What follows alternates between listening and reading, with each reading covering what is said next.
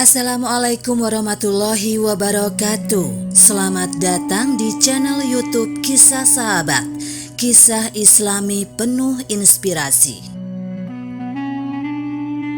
Kisah pria pezina yang masuk surga. Di masa Rasulullah Shallallahu Alaihi Wasallam terdapat seorang pria pezina yang akhirnya mati masuk surga. Seperti diketahui, berzina merupakan salah satu dosa besar dalam Islam. Azab Allah Subhanahu wa Ta'ala yang dijatuhkan kepada pezina sangatlah berat. Dalam Islam, bagi pelaku zina maka akan dikenakan hukuman had yang berbeda, di mana apabila melakukan zina goiru mukson atau pelaku belum menikah, maka hukumannya adalah didera sebanyak 100 kali dan diasingkan selama 1 tahun. Sedangkan hukuman zina mukson atau pelaku telah menikah, maka hukumannya adalah dirajam hidup-hidup.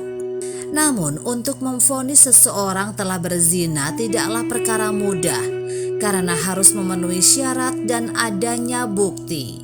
Zina merupakan dosa besar, akan tetapi Allah Subhanahu wa Ta'ala mengampuni hamba-hambanya yang benar-benar bertobat dengan setulus hati. Seperti pria pezina di zaman Rasulullah Shallallahu Alaihi Wasallam yang masuk ke dalam surga setelah dirajam. Dikisahkan dari Tafakur Fidin, pria tersebut bernama Ma'is bin Malik. Dia merupakan seorang anak yatim yang kemudian diasuh oleh ayah angkatnya. Masa dewasanya dia menikah dengan seorang wanita. Namun suatu ketika nafsunya kembali tak terbendung. Hingga akhirnya dia kemudian melakukan zina dengan wanita yang merupakan seorang budak. Usai itu Ma'is kemudian merasa menyesal atas apa yang dia lakukan. Ayah angkatnya kemudian memerintahkan untuk menemui Rasulullah Shallallahu Alaihi Wasallam dengan harapan untuk mendapatkan solusi dan ampunan dari Allah Subhanahu Wa Ta'ala. Ma'is kemudian menemui Rasulullah Shallallahu Alaihi Wasallam dan di hadapannya dia berkata, "Ya Rasulullah Shallallahu Alaihi Wasallam, bersihkanlah diriku." Rasulullah Shallallahu Alaihi Wasallam kemudian menimpali perkataan Ma'is, "Janganlah lancang, memohonlah kepada Allah Subhanahu wa Ta'ala dan bertaubatlah." Ma'is kembali berkata, "Ya Rasulullah Shallallahu Alaihi Wasallam, bersihkan diriku." Nabi kembali berkata, "Janganlah lancang, memohonlah kepada Allah Subhanahu wa Ta'ala dan bertaubatlah." Ma'is terus-menerus mengulangi perkataannya itu kepada Rasulullah Shallallahu Alaihi Wasallam sebanyak 4 kali. Rasulullah Shallallahu Alaihi Wasallam kemudian bertanya, "Dari apa aku harus membersihkanmu?" Ma'is kemudian menjawab, "Dari dosa zina ya Rasulullah Shallallahu Alaihi Wasallam." Mendengar perkataan Ma'is, Rasulullah Shallallahu Alaihi Wasallam tidak langsung memvonis dia berzina. Beliau lantas melakukan klarifikasi kejiwaan Ma'is. Rasulullah Shallallahu Alaihi Wasallam kemudian bertanya pada para sahabatnya, "Apakah dia gila?" Sahabatnya menjawab, "Dia tidak gila." Rasulullah Shallallahu Alaihi Wasallam bertanya kembali, "Apakah dia dalam kondisi mabuk?" Datang seorang sahabat dan menciumi aroma dari mulut Ma'is dan tidak ditemukan aroma minuman memabukkan darinya. Rasulullah Shallallahu Alaihi Wasallam bertanya kembali, "Apakah benar kamu telah berzina?" Ma'is menjawab, "Benar ya Rasulullah." Setelah itu Rasulullah Shallallahu Alaihi Wasallam bersama para sahabatnya membawa Ma'is di hamparan padang pasir untuk dirajam. Dibuatkanlah sebuah lubang dan kemudian tubuh Ma'is ditanam di dalam tanah. Lalu setelah itu dirajamlah Ma'is dengan kondisi hidup-hidup. Dia kemudian terus dilempari batu hingga akhirnya mati dan meninggal dunia. Begitu mengerikannya hukuman rajam yang dialami oleh Ma'is. Meskipun begitu, keputusan tersebut telah mantap diambil Mais untuk membersihkan dosa-dosanya. Setelah Mais meninggal dunia, maka para sahabat berselisih tentang status kematiannya. Sebagian para sahabat mengatakan bahwa Mais mati su'ul khotimah karena belum mengganti dengan kebaikan.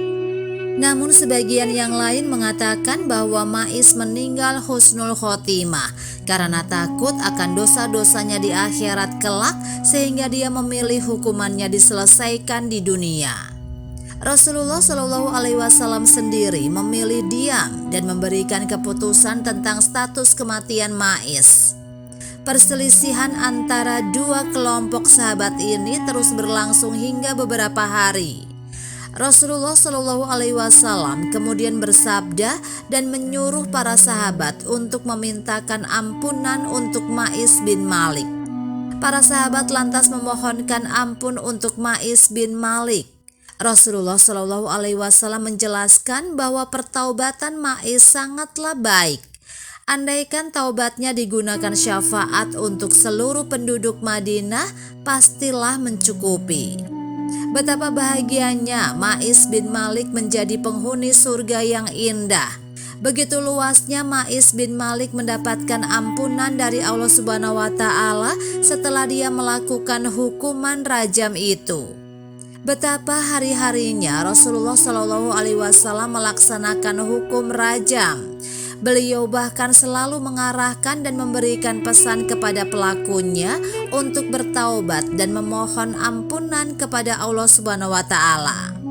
Pilihan hukum rajam ini bukanlah sesuatu pilihan utama Rasulullah Shallallahu Alaihi Wasallam atas pengakuan pelaku dosa yang memang telah mengakui dan menyesali dosa-dosanya.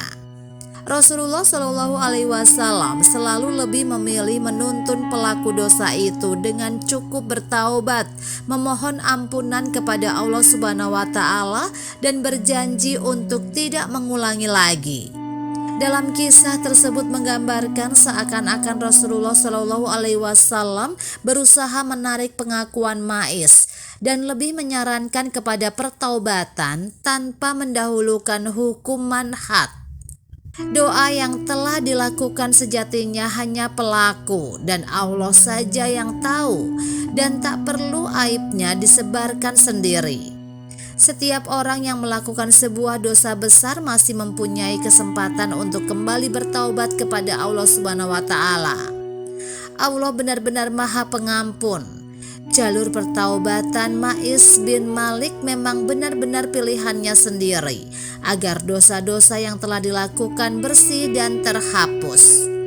Bahkan taubatnya bisa memberikan syafaat untuk penduduk kota Madinah. Demikianlah kisah sahabat yang dapat kami sampaikan. Semoga bermanfaat dan dapat menginspirasi kita semua. Sampai jumpa di kisah selanjutnya. Terima kasih. Wassalamualaikum warahmatullahi wabarakatuh.